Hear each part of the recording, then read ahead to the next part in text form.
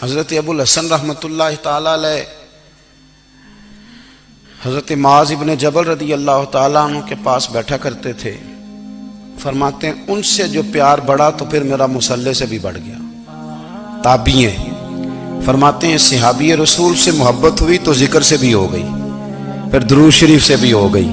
محبت ان سے بڑھی تو پھر اللہ نے مسجد کا پیار بھی بڑھا دیا۔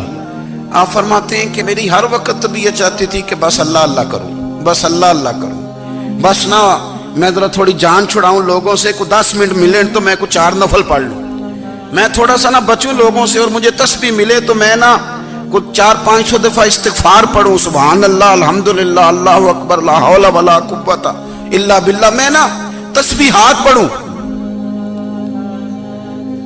فرماتے ہیں کہ بچے تھے گھر میں 6-7، غربت تھی، کام ملتا کوئی نہیں تھا، اور میں کام چور نہیں تھا، کام ڈھونڈتا تھا، پر اللہ کی قدرت کے کام نہیں ملتا تھا۔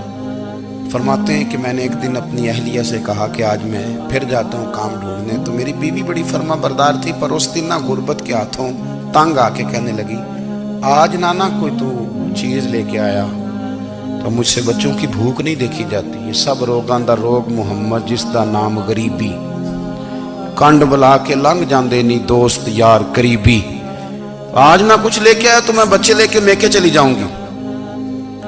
شیخ فرماتے ہیں کہ میں بڑا پریشان گھر سے نکلا، پر میں نے صبح سے لے کے زور تک کام ڈھونڈا، کام ملا کوئی نہیں، تو میرے دل میں خیال آیا چلو کام نہیں ملتا تو اللہ اللہ تو کرے نا، چلو بندوں کی مزدوری نہیں ملتی تو رب کریم کی عبادت ہی کرتے ہیں۔ فرماتے ہیں کہ میں نے نا فرات کے پانی سے وضو کیا، نہر کے، شدید دھوپ تھی، ساتھ ریت تھی اور ریت تپ رہی تھی، میں نے اپنا رومال وہیں مصلی کے طور پر بچھا لیا، اور فرماتے ہیں کہ زور سے لے کر عصر تک نماز پڑھی، دھوپ بھی پورے زور پہ، پر میرے سجدے کا ذوق بھی پورے زور پہ۔ فرماتے ہیں سورج بھی چمک رہا ہے اور رب کی عبادت کا ذوق بھی پورے زور پہ، میں سجدہ کروں تو پھر میرا اٹھانے کو جی نہ چاہے۔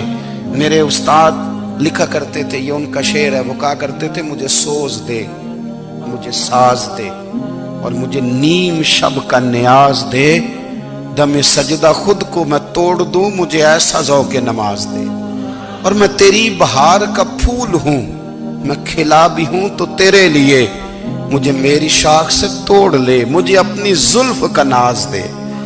بھائی فرماتے ہیں کہ عصر تک میں نے نفل پڑھے، دل ڈھلنے لگا، عصر کی نماز پڑھی اور میں وہاں سے چلا۔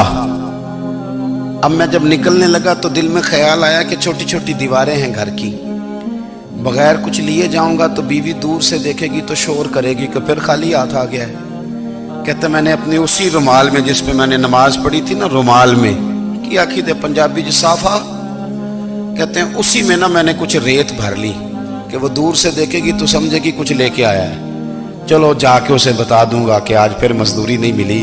کہتے ہیں وہ ریت لے کر جب میں گھر میں گیا تو پہلے بیوی دروازے پہ کھڑی ہوتی تھی، پوچھتی تھی خالی ہاتھ آ گئے ہو؟ آج میں نے دیکھا تو ہے ہی کوئی نہیں۔ فرماتے ہیں میں اندر داخل ہوا، سلام لیے، کونے میں میں نے وہ رومال رکھ دیا اور میں نے آواز دی کہ بھلی مانس کہاں ہو؟ تو وہ کہنے لگی آپ منہ ہاتھ دھو لیں، میں روٹی لے کے آئی۔ میں نے کہا روٹی کہاں سے آ گئی؟ یہاں تو کئی دنوں کے فاقے، تو کئی دنوں کی غربت ہے، یہاں تو اس گھر میں تو فقیری ہے۔ فرماتے ہیں کہ وہ روٹی لے کے آئی اور اس وقت کی جو موجودہ نعمتیں تھیں، سمجھ لیں سلاد، اچار، ہر چیز ساتھ لائی۔ میں نے کہا کہ بچے کہاں گئے؟ کہنے لگی وہ کھانا کھا کے کھیلنے گئے، آپ کھانا کھا لیں آ جاتے۔ کھانا اس نے چن دیا۔ میں نے حیرت انگیز لہجے میں ساری نعمتیں اپنے دسترخوان پہ دیکھ کر کے بیوی سے پوچھا یہ کہاں سے آیا کھانا؟ بچوں کو تو نے کہاں سے کھانا کھلایا؟ یہ سارا کچھ کیسا ہے؟ کہنے لگی پتہ نہیں آج آپ کس کریم کی مزدوری کرنے چلے گئے تھے، پتہ نہیں کس کریم کی، میرے گھر میں تو اتنی نعمتیں آئی ہیں کہ مجھ سے سنبھالی نہیں جا رہی، اتنا اناج ہے، اتنا گندم ہے، کس کریم کے دروازے آج چلے گئے تھے؟ یہ کہتے کہتے وہ اٹھی اور اٹھ کر کے کہنے لگی پہلے بڑا کچھ آیا تھا، اب کیا لے آئے ہو؟ اور جا کر کے نا اس نے وہ ریت والا رومال کھولا کہنے لگے میں تو لے کے آیا تھا ریت، تو میرے رب نے اسے بھی سونے اور ہیرے بنا دیا تھا۔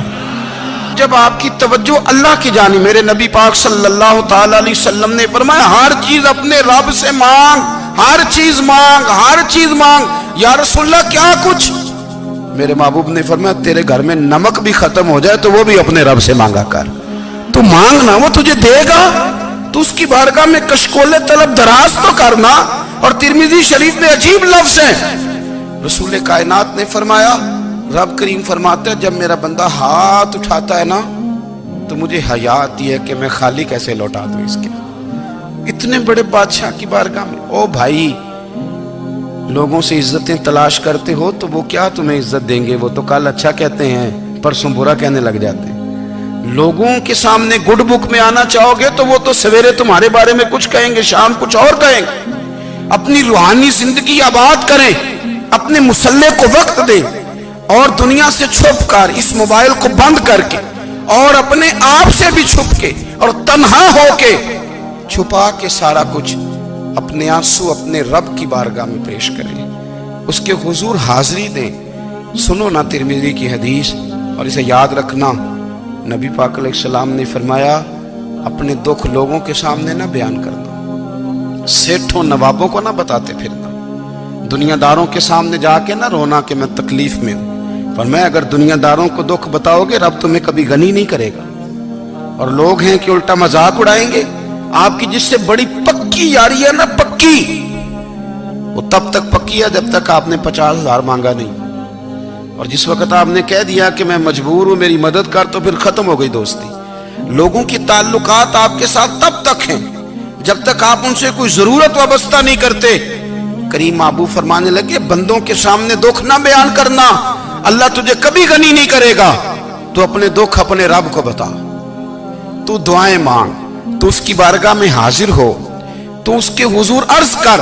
فرمایا اپنے دکھ اپنے رب کو بتا، وہ جلدی کرے یا دیر سے کرے تجھے ساری دنیا سے بے نیاز کر دے گا، تجھے کسی کا محتاج نہیں رہنے دے گا۔